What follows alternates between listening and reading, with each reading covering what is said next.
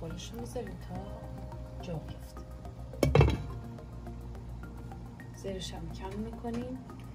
1 ساعت دیگه این خورش آماده است. دوستان همونطور که میبینین خورش ما آماده شده، اما بهتون نشون بدم که آبش چجوریه، خیلی رقیقه. به خاطر این میایم این نشسته رو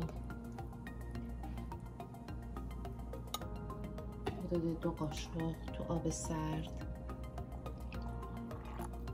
حل میکنیم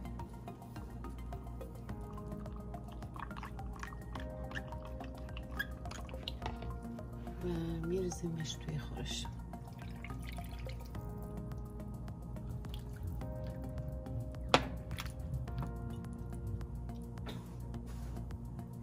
چند تا قل بزنه خورش کاملا غلیظ میشه، آبش رنگش هم بهتر میشه و آماده خوردن.